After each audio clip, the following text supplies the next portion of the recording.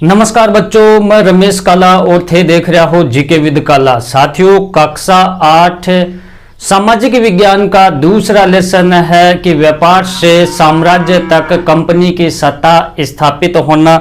मैं बात कर रहा हूं ईस्ट इंडिया कंपनी या इंग्लैंड की, जो हमारे देश में व्यापार करने के लिए आते हैं और उसके बाद धीरे धीरे यहीं पर अपना साम्राज्य स्थापित कर लेते हैं। प्लासी का युद्ध करते हैं, बक्सर का युद्ध करते हैं। उसके बाद जब धीरे धीरे लोग इससे अवेयर होते हैं तो 1857 की क्रांति करते हैं। फाइनली है वो भारत को स्वतंत्र है वो 15 अगस्त 1947 को करते हैं। तो ये जो ईस्ट इंडिया कंपनी की स्थापना होती है 1600 ईस्वी में होती है। हम जानेंगे कि व्यापार के लिए यहाँ कौन कौन से देश आए। जो यूरोपीय देश थे वो भारत में व्यापार करने के लिए आते हैं। समुद्री मार्ग की खोज सर्वप्रथम किसने की, इसमें मैं आपको बहुत ही सिंपल शब्दों में समझाने का प्रयास करूंगा, क्योंकि लंबा चौड़ा आपका ये पाठ है उसको हमने इस प्रकार से डिजाइन किया है जो कक्षा 8 के लिए बिल्कुल सफिशिएंट है। और इसके साथ ही आपको प्रश्न उत्तर भी करवाए जाएंगे। जो पाठ्य पुस्तक के प्रश्न उत्तर हैं, आपकी किताब के अंदर से बनने वाले प्रश्न उत्तर हैं, जो आपकी बोर्ड परीक्षा के लिए महत्वपूर्ण रहने वाले हैं। सभी आपके क्वेश्चन आंसर इसी वीडियो में आपको करवा दिया जाएगा। तो इसे अंत तक देखें। चैनल पर आप नए हैं तो चैनल को सब्सक्राइब करके बेल आइकन को प्रेस कर लें। आपको ये कक्षा 8 के सामाजिक विज्ञान और सब्जेक्ट भी आपको मिलेंगे, तो प्ले लिस्ट में जाकर आप देख लें। मैं बात कर रहा हूं व्यापार से साम्राज्य तक की, कि ईस्ट इंडिया कंपनी है वो व्यापार करने के लिए आती है साथियों। और वो मारवाड़ी भाषा में कहावत है कि अच्छा लेना आवे और घर की बिरयानी ओ बैठे। कुछ अन्य कोई होवे कि पहले तो व्यापार करने के लिए आवे और व्यापार का पर्पज से आने के बाद में वो कहे कि साम्राज्य स्थापित कर ले है और काफी लूट खसोट करे है। पहले तो क्या है कि सोना पैसा अपने देश से लेके आता और फिर अठूं जो भी सामान है जैसे काली मिर्च, लौंग, इलायची, सूती कपड़े, ये खरीद कर अपने देश में ज्यादा मुनाफे पर वो 4 से 5 गुना मुनाफे पर बेचते थे। लेकिन धीरे धीरे होता क्या है कि बक्सर का युद्ध जब 1764 में होता है, उसके बाद तो ये सोना इंग्लैंड से लाना ही खत्म कर दिया। यहीं का सोना यहीं से खरीदना, यहीं पे लूट खसोट करना। तो बहुत ही ध्यान से आपको इसको समझना है। मैं बात कर रहा हूं कि मुगल साम्राज्य की साथियों में बात कर रहा हूं। अब ये मुगल साम्राज्य के बारे में आप थोड़ा सा देखें, वो इसलिए क्योंकि आपकी बुक में ये दे रखा है कि 1707 में औरंगजेब की मृत्यु हो जाती है। औरंगजेब की मृत्यु होने के बाद वो मुगल साम्राज्य बिल्कुल कमजोर पड़ जाता है। उससे पहले हम देखें कि जो शक्तिशाली मुगल शासक थे, थोड़ा सा आप देख लें वो कौन कौन से थे। तो साथियों 21 अप्रैल 1526 की मैं बात कर रहा हूं। 21 अप्रैल 1526 को है वो पानीपत का प्रथम युद्ध होता है साथियों। पानीपत का प्रथम युद्ध होता है। इब्राहिम लोदी और आपके बाबर के मध्य होता है। इसमें इब्राहिम लोदी हार जाता है और बाबर है वो जीत जाता है। इसमें इसके बाद क्या होता है कि बाबर है वो मुगल साम्राज्य की स्थापना करता है और लोदी वंश का यहाँ से अंत हो जाता है। बात कर रहा हूँ 21 अप्रैल 1526 को। उसके बाद 17 आप देख सकते हैं कि मैंने ये भाषा लिखा BHAJS, इसको आप थोड़ा सा समझ सकते हैं कि B फॉर बाबर। मैंने इसलिए लिखा है कि आप क्रम से इसको याद कर सको साथियों। तो B फॉर बाबर हो गया, H फॉर हुमायूं हो गया, A फॉर और आपका अकबर हो गया, J फॉर जहांगीर हो गया, S फॉर शाहजहां हो गया और A फॉर औरंगजेब हो गया। ये क्रम आपको याद कर लेना है साथियों। 1707 की इसमें बात चल रही है कि 1707 में औरंगजेब की मृत्यु हो जाती है। औरंगजेब के बाद में शासक तो और भी आते हैं, मुगल शासक और आते हैं, लेकिन दिल्ली है वो बिल्कुल कमजोर पड़ जाती है। ऐसे अगर हम बात करें तो 1857 की क्रांति के समय बहादुर शाह जफर द्वितीय ये शासक होता है, लेकिन ये कमजोर शासक होता है और इसको भारतीय लोग अपना नेता भी चुनते हैं 1857 की क्रांति में। और इसमें क्या होता है कि अंग्रेज इसको बहादुर शाह जफर द्वितीय को गिरफ्तार करके बर्मा की रंगून जेल में भेज दिए जाते हैं। इनको, इनके 2 बेटों को इनके सामने ही मौत के घाट उतार दिया जाता है। लेकिन सिंपल सा हम शुरुआत यहां से करें साथियों कि 1707 में मुगल सम्राट औरंगजेब की मृत्यु हो जाती है। ये मुगल दरबार का अंतिम शासक था। इसके बाद बड़े बड़े जमींदार जो थे वो अपनी स्वतंत्र रियासत है वो कायम करना शुरू कर देते हैं। जो अलग अलग जमींदार होते हैं वो अपनी ताकत दिखाने के लिए क्षेत्रीय रियासत को प्रमोट करना शुरू कर देते हैं, क्षेत्रीय रियासत बनाना शुरू कर देते हैं। दिल्ली थी इन दिनों कमजोर हो गई थी क्योंकि सबसे शक्तिशाली शासक था वो औरंगजेब भी था। मैं बात करूं 16वीं से 18वीं सदी के बीच के, तो यहाँ विभिन्न जो यूरोपीय देश थे वो व्यापार के लिए एशिया या भारत में आते हैं। उसमें पुर्तगाल, स्पेन, इंग्लैंड, हॉलैंड, फ्रांस। कौन था आपका? पहला हो गया पुर्तगाल, स्पेन, इंग्लैंड। देखो थोड़ा सा आप समझे, इंग्लैंड यहां व्यापार करने के लिए आता है। उनको ये लगता है ईस्ट इंडिया कंपनी के माध्यम से कि हम एकमात्र कंपनी है, लेकिन यहां आकर देखते हैं तो पुर्तगाली पहले से थे। वास्को डी गामा को हम जानेंगे। इसके बाद में स्पेन के लोग आते हैं, उसके बाद हॉलैंड के लोग आते हैं। अब देखो ये क्रम है भारत में जो यूरोपीय कंपनी, यूरोपीय देश जो व्यापार करने के लिए आए थे उनमें कि ये जो देश आते हैं ये अपना उपनिवेश यहाँ बनाते हैं। उपनिवेश का मतलब ये होता है कि जो कमजोर देश होता है उन पर वो अपना आधिपत्य है, अधिकार जमाना वो शुरू कर देते हैं धीरे धीरे। सन आपको देखो 17 मई 1498 की बात है। छोटा क्वेश्चन बहुत ही महत्वपूर्ण है कि व्यापार के उद्देश्य से भारत आने वाले प्रथम जो यूरोपियन थे वो कौन थे? वो पुर्तगाल का था, वास्को डी गामा था। 1498 की बात है, कालीकट बंदरगाह ये पहुंचा था। थोड़ा सा समझें कि 1498 की बात है, समुद्री मार्ग की ये खोज करता है। कौन था? ये पुर्तगाल का था। कौन? Vasco D gamma. अब आपके प्रश्न है कि भारत के समुद्री मार्ग की खोज किसने की थी? तो यह आ गया वास्को डी गामा। कब? 1498 में। भारत में समुद्री मार्ग से सबसे पहले कौन आया था? देखो समुद्री मार्ग पहले भी था लेकिन ये धीरे धीरे अवरुद्ध हो जाता है। इसके बाद जो यूरोपीय लोग थे वो भारत को रास्ता, अलग अलग रास्ता वो तलाश रहे थे। तो भारत आने वाला प्रथम पुर्तगाली था वो वास्को डी गामा था। और यहाँ कालीकट बंदरगाह पर जो जमोरिन यहाँ का शासक था उन्होंने इस वास्को डी गामा का स्वागत भी किया था। ये व्यापार के लिए यहाँ आते हैं। और सन 1600 में ईस्ट इंडिया कंपनी ने इंग्लैंड की महारानी थी जो एलिजाबेथ प्रथम से चार्टर या इजाजतनामा हासिल कर लिया। 1600 की बात है। ईस्ट इंडिया कंपनी ने महारानी जो इंग्लैंड की महारानी थी, ईस्ट इंडिया कंपनी, ध्यान से समझें, ईस्ट इंडिया कंपनी, इन्होंने क्या किया कि इंग्लैंड की महारानी थी एलिजाबेथ प्रथम, एलिजाबेथ प्रथम, इससे एक चार्टर ले लिया कि हम एशिया जाएंगे, भारत जाएंगे और यहाँ पर व्यापार करेंगे। व्यापार का एकाधिकार हमारा रहेगा, कोई दूसरी कंपनी यहाँ व्यापार नहीं करेगी जिससे टकराव पैदा न हो। और यहाँ पर जो व्यापार के लिए ये कंपनी जब भारत पहुंची तो देखा, क्योंकि हमने देखा था कि पहले से ही पुर्तगाली लोग आए हुए थे। वास्को डी गामा 1498 में या समुद्री मार्ग से वो आते हैं। ये देखा कि पुर्तगाली तो यहाँ पहले से ही थे, तो इसके मन में फिर धीरे धीरे ईर्ष्या पैदा हो गई इनके साथ में। और यूरोप के जो बाजारों में भारत के देखो यूरोप के बाजारों में भारत से जो ले जाई गई वस्तु थे उनके काफी डिमांड थी। 4 से 5 गुना दामों पर वो बिकती थी। इसमें बारीक सूती कपड़े हो गए, रेशम की वहां जबरदस्त मांग थी। इनके अलावा काली मिर्च, लौंग, दालचीनी की भी काफी मांग थी जो यहाँ से लेकर वहां ले जाया जाता था।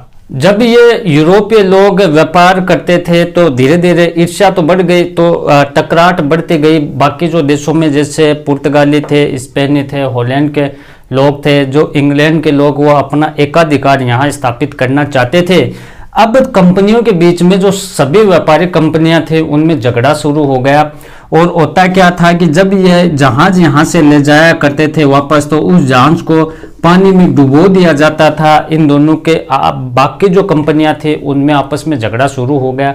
सभी ये चाहते थे कि व्यापार हम ही करें। तो पहले जो इंग्लिश फैक्ट्री थी वो 1651 में, प्रश्न आएगा आपके, 1651 में कौन सी नदी के किनारे स्थापित हुई? हुगली नदी के किनारे स्थापित हो गई। कब हो गई? 1651 में। उन्होंने कर मुक्त व्यापार है वो शुरू कर दिया और बंगाल की किलेबंदी भी की थी। 1707 में देखो ये प्रयास पहले शुरू कर देते हैं आपका औरंगजेब के बाद में फर्रुखसियर भी आता है जो सुनहरा फरमान देता है, जिसमें वो कर मुक्त व्यापार का संदेश देता है कि इंग्लैंड की जो कंपनी है वो भारत में कर मुक्त व्यापार कर सकते हैं। कर मुक्त व्यापार करने के साथ में ही इंग्लैंड के पांव हैं वो और जम गए और उन्होंने क्या किया कि बंगाल में किलेबंदी उन्होंने शुरू कर दी और व्यापार को तेज गति से उन्होंने बढ़ाना शुरू कर दिया। 18वीं सदी के शुरुआत में कंपनी और बंगाल के नवाब अपनी ताकत दिखाने लगे। 18वीं सदी के जो शुरुआत थे वो एक तरफ तो बंगाल का नवाब था और एक तरफ आपके ये कंपनी के लोग थे। उन्होंने क्या किया कि अब थोड़ा सा आप समझें साथियों कि धीरे धीरे उन्होंने ये यहाँ बंगाल साइड में आधिपत्य शुरू किया था। अब यहाँ उन्होंने मजबूती कायम करना शुरू कर दिया। कर मुक्त व्यापार कर रहे थे, किलेबंदी कर रहे थे। अब बंगाल बंगाल वो स्वतंत्र राज्य के रूप में 1740 में मुर्शीद कुली खान ने की थी। तो बंगाल था उसको स्वतंत्र राज्य है वो मुर्शीद कुली खान ने 1740 में इसकी स्थापना कर दी। उसने कह दिया कि हम स्वतंत्र हैं। अब अंग्रेजों पर उन्होंने धीरे धीरे नकेल कसना भी शुरू कर दिया। उन्होंने ये फरमान भी जारी कर दिया कि आपको अगर व्यापार करना है तो टैक्स लगेगा। और उसके बाद में अलीवर्दी खां शासक बनता है। मुर्शीद कुली खां के बाद में अलीवर्दी खां शासक बनता है। उसके बाद में सिराजुद्दौला बंगाल का शासक बनता है और ये सभी शक्तिशाली शासक थे, अंग्रेजों की मानने वाले नहीं थे। अब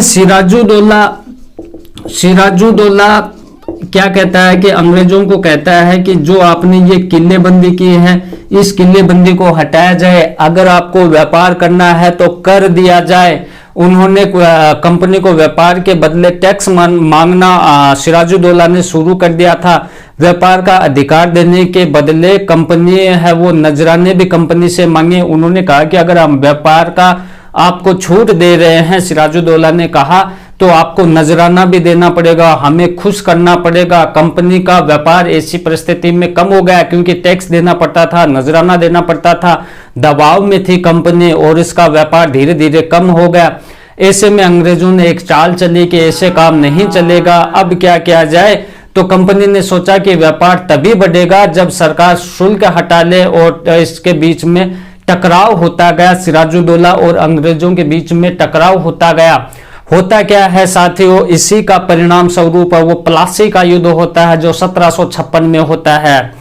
1756 में अलीवर्दी खान की मृत्यु के बाद है वो सिराजुद्दौला शासक बनता है, बंगाल का नवाब बनता है। कंपनी को सिराजुद्दौला की ताकत से काफी भय था क्योंकि उन्होंने साफ कह दिया कि अगर आपको व्यापार करना है तो आपको हमें नजराना भी देना पड़ेगा, टैक्स भी देना पड़ेगा।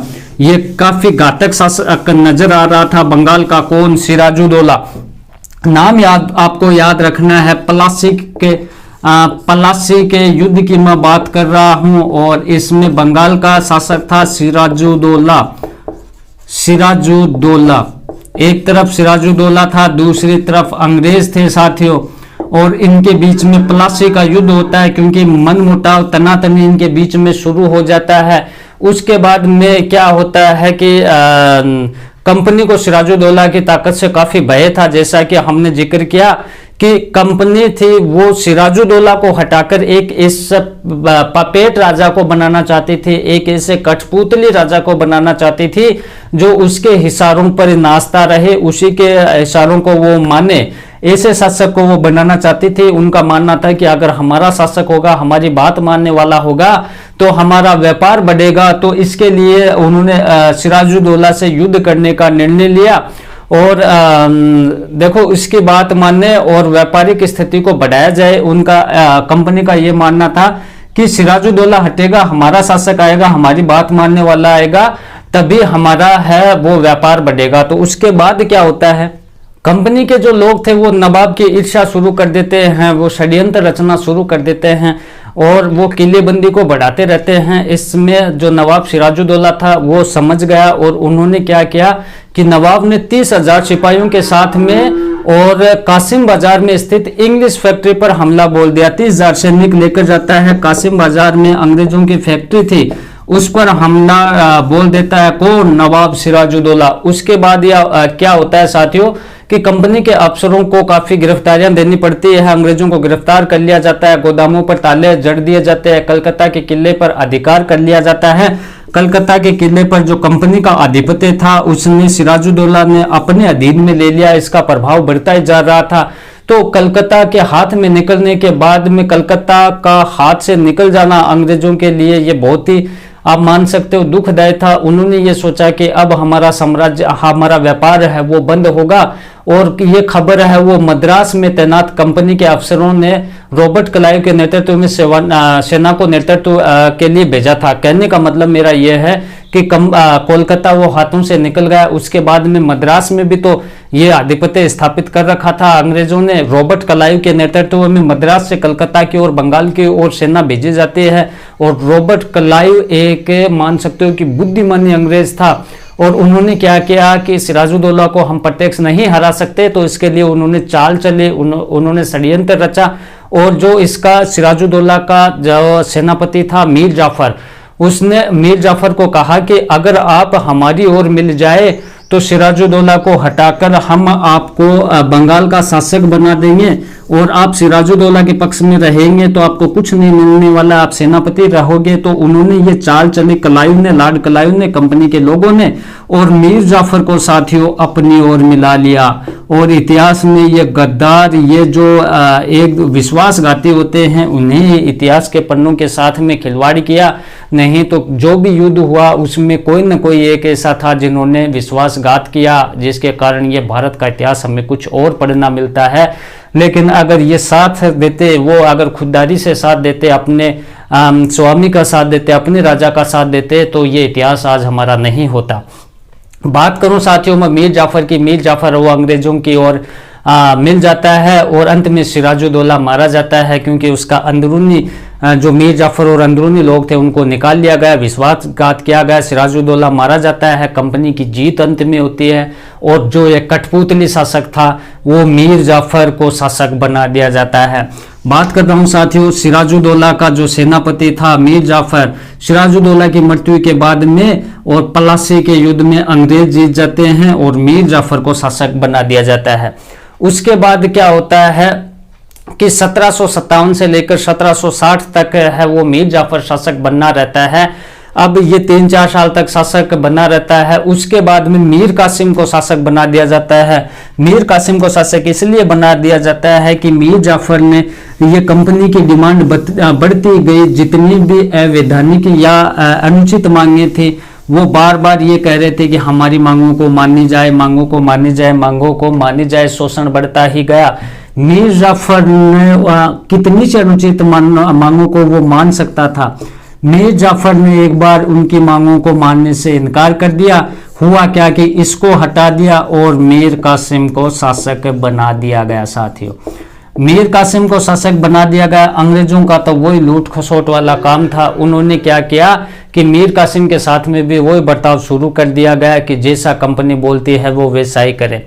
मीर कासिम अंग्रेजों के मध्य आर्थिक मामलों में विभिन्न सुविधाओं को लेकर है वो मतभेद इनके साथ में भी बढ़ना शुरू हो गए, क्योंकि वो हर मांगे अपनी मनवाना शुरू कर रहे थे।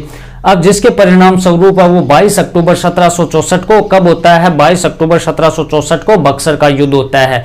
बात कर रहा था मैं पलासी के युद्ध का, जो 1757 नवाब सिराजुद्दौला अंग्रेजों के बीच होता है। बक्सर का युद्ध 1764 में होता है, मीर कासिम और अंग्रेजों के बीच होता है। अब वो दो सेना और इसके साथ में थी। साथियों मीर कासिम को बक्सर के युद्ध में हराकर फिर मीर जाफर को दोबारा नवाब बनाया गया। अब देखो ये उनके पास तो ये था कि और कोई ऑप्शन नहीं था, ये बक्सर का युद्ध करते हैं। बक्सर के युद्ध में इस मीर कासिम को हरा दिया जाता है, फिर से मीर जाफर को शासक बना लिया जाता है। थोड़ा सा आप ध्यान रखें, ये कभी मीर जाफर मीर कासिम ये थोड़ा समझ में कम आता है। तो सबसे पहले 1757 को प्लासी का जब युद्ध होता है, नवाब सिराजुद्दौला का जो सेनापति था मीर जाफर, उसको सेनापति बना दिया जाता है। उसके बाद इसको हटाकर मीर कासिम को बना दिया जाता है। मीर कासिम भी मनमानी करना अंग्रेजों के साथ में शुरू कर देता है। बक्सर के युद्ध में हराकर पुनः इसको मीर जाफर को शासक बना दिया जाता है और अब नवाब को हर महीने 5 लाख रुपए कंपनी को चुकाने थे। अब देखो, कंपनी को 5 लाख रुपए नजराने के रूप में चुकाने थे, ये चीज है उसमें तय की गई। बक्सर का जो युद्ध हुआ था 1764 में हुआ था, अंग्रेजों के बीच था। बंगाल का नवाब मीर कासिम था, इसके साथ में अवध का नवाब शुजाउद्दौला भी था और मुगल सम्राट शाह आलम भी था। तो इनके बीच में ये युद्ध होता है बक्सर का, अंग्रेज इसमें जीतते हैं। होता क्या है कि 1765 में मीर जाफर को फिर से शासक बना दिया जाता है ना। तो मीर जाफर की 1765 में मृत्यु हो जाती है। फिर ये अंग्रेज सोचते हैं कि ऐसे काम तो चलेगा नहीं, हमें अपना खुद का दीवार नियुक्त करना पड़ेगा, खुद का शासक नियुक्त करना पड़ेगा, खुद का होगा तो हम उससे और ज्यादा मनमर्जी करवाएंगे। तो उन्होंने एक क्या किया कि अंग्रेजों के इरादे इसके बाद, इसकी मौत के बाद बदल गए और लॉर्ड क्लाइव ने ऐलान किया कि हमें खुद का नवाबी बनाना पड़ेगा। और ये दीवानी मिलने के बाद अंग्रेजों को इंग्लैंड से सोने मंगवाने की भी आवश्यकता नहीं पड़ी। पहले क्या था कि व्यापार के लिए अंग्रेज थे, इंग्लैंड से सोना मंगवाते थे, फिर यहाँ सूती कपड़े, रेशमी कपड़े, इलायची, लौंग, दालचीनी, ये चीज खरीदते थे, व्यापार करते थे। यहाँ से 4-5 गुना जाकर वहाँ इंग्लैंड में, यूरोप में बेचते थे। अब ये बंगाल पूर्णतः हाथ में आने के बाद में क्या क्या उनको ये चीजें खरीदने, सोना वहां से मंगवाने की आवश्यकता भी नहीं पड़ी साथियों। यहीं का सोना यहीं से खरीदना, यहीं से निकालना, ये चीज हो गई। अब धीरे धीरे क्या हुआ कि लोगों ने, ये सिलसिला चलता रहा, लोगों में धीरे धीरे जागरूकता आई। 1857 की क्रांति होती है, फाइनली 1947 को देश है वो आजाद होता है। उन्होंने बंगाल पर पूर्णतः अधिकार कर लिया। मैं बात कर रहा हूं साथियों, बंगाल पर उन्होंने पूर्णतः अधिकार कर लिया अंग्रेजों ने। अब ये इस साइड से घूमते हुए ऐसे घूमेंगे, समझ रहे हो आप। बंगाल पर अधिकार कर लिया, फिर ये दक्षिण पर मैसूर पर अधिकार करेंगे, फिर उसके बाद में मराठा से ये इसको आधिपत्य मिलेंगे, उसके बाद में पंजाब में सिखों के साथ में ये युद्ध करेंगे। तो इस साइड से वो घूमेंगे, है ना। तो आप थोड़ा सा आप ध्यान रखें, हमने बंगाल को जाना। उसके बाद में बात करूं कि टीपू सुल्तान शेर ए मैसूर, तो ये मैसूर की ओर आ जाते हैं। इसमें मोटी मोटी चीजें हैं, इसके डेप्थ में जाने की आपको आवश्यकता नहीं है।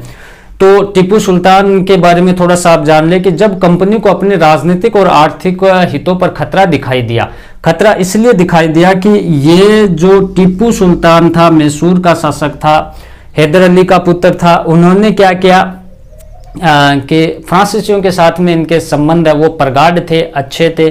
कंपनी को ये ज्यादा रियायत नहीं देते थे, तो उनको ये लगा, अंग्रेजों को ये लगा कि ये समस्या पैदा करेंगे और कंपनी को अपनी राजनीतिक और आर्थिक हितों को खतरा दिखाई इससे देना शुरू हो गया।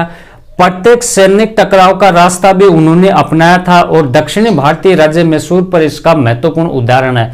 मैसूर पर उन्होंने धीरे धीरे युद्ध करके अधिकार अंग्रेजों ने कर लिया था। हैदर अली का शासनकाल की मैं बात करूं तो 1761 से 1722 तक है। हैदर अली का शासनकाल 1761 से लेकर 1782 तक, 82 बोला था होगा मैंने या 22 बोला था, आप देख लें आप कि 1761 से 1782 तक। साथियों 1761 से 1782 तक इसका शासनकाल था। इसका पुत्र था टीपू सुल्तान, इसका शासनकाल 1782 से 1799 था। टीपू सुल्तान बहुत ही प्रभावशाली शासक था। 1782 से 1799 तक ये शासन करता है दोस्तों। अंग्रेजों को इनसे खतरा रहता है और ये शक्तिशाली शासक था। मैसूर इनके काल में काफी शक्तिशाली राज्य बन चुका था, ताकतवर बन चुका था और मालाबार तट पर होने वाला व्यापार है वो मैसूर रियासत के नियंत्रण में था। जो मालाबार तट के ऊपर जो व्यापार होता था वो मैसूर रियासत के ही नियंत्रण में था, जहां से कंपनी काली मिर्च, इलायची, लौंग वो खरीदती थी। अंग्रेजों को हैदर अली और टीपू सुल्तान से काफी महत्वाकांक्षी से ये उनको शासक लगते थे, घमंडी शासक नजर आते थे। इसके कारण मैसूर के साथ अंग्रेजों की 4 बार जंग हुई। एक तो 1767 से 69, 80 से 84 और 1790 से 92 और 1799 में। तो 1767 से 69 तक ये प्रथम आंग्ल मैसूर युद्ध हुआ। 1780 से 84 ये द्वितीय आंग्ल मैसूर युद्ध हुआ साथियों। उसके बाद तीसरा होता है 1792 से 1790 से 92 और उसके बाद में 1799 में ये निर्णायक युद्ध होता है, चौथा युद्ध। और इसमें क्या होता है कि श्रीरंगपट्टम की आखिरी जंग में कंपनी को सफलता मिली, टीपू सुल्तान मारा गया।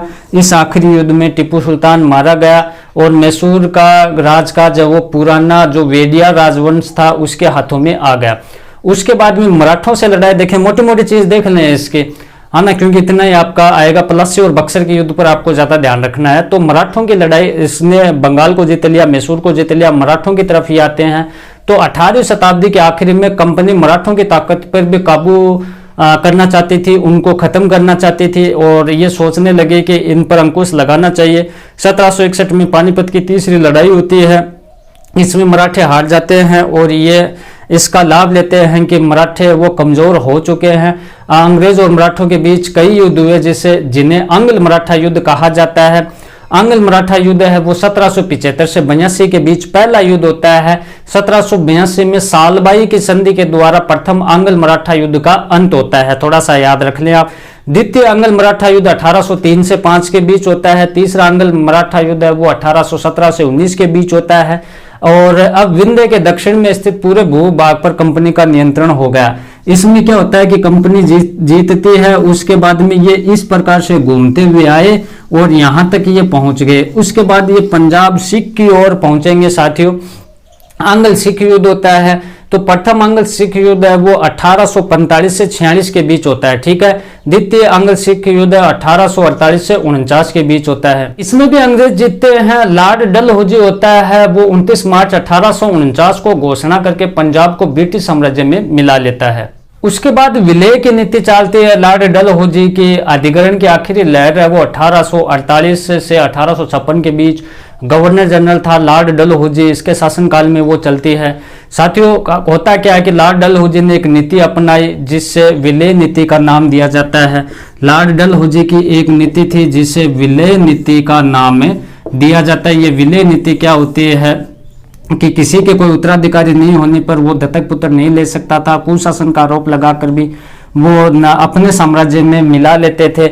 अगर किसी के उत्तराधिकार नहीं है तो वो ब्रिटिश साम्राज्य में ऑटोमेटिक मिल जाएगा वो रियासत। तो ये विलय की नीति थी और लॉर्ड डलहौजी ने एक नई नीति अपनाई जिसे विलय नीति का नाम दिया गया। ये सिद्धांत इस तर्क पर आधारित था कि अगर किसी शासक की मृत्यु हो जाती है, उसका कोई पुरुष वारिस नहीं है, तो उस रियासत को हड़प लिया जाएगा और कंपनी के भूभाग का हिस्सा वो बन जाएगा। इस सिद्धांत के आधार पर एक के बाद एक रियासतें, जैसे सतारा 1848 में, ध्यान आपको रखना, सतारा 1848 में, संबलपुर 1850 में, उदयपुर 1852, नागपुर 1853 में, झांसी 1854 में, यह अंग्रेजों के हाथों में चली गई थी। तो इसमें कौन कौन सी थी? सतारा, संबलपुर,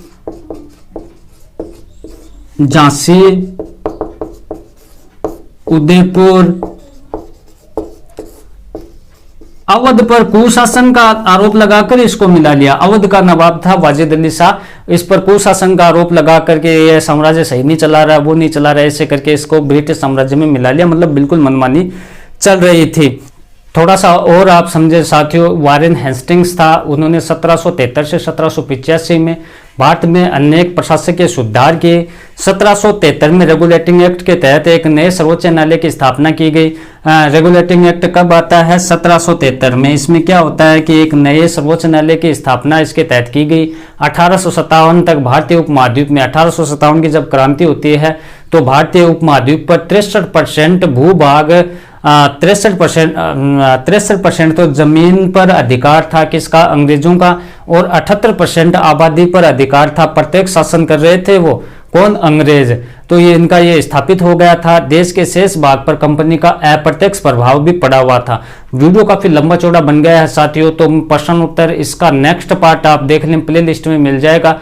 नेक्स्ट पार्ट में आपको मैं इसके क्वेश्चन आंसर पाठ्य पुस्तक के सही बिल्कुल अच्छे से आपको करवा रहा हूँ। प्रत्येक वीडियो आपको अच्छे से देखना, प्ले लिस्ट में जाकर देखना है। इस वीडियो को ज्यादा से ज्यादा शेयर करें, लाइक करें। धन्यवाद साथियों। नेक्स्ट वीडियो देखें जिसमें आपको मैं क्वेश्चन आंसर करवाने वाला हूँ।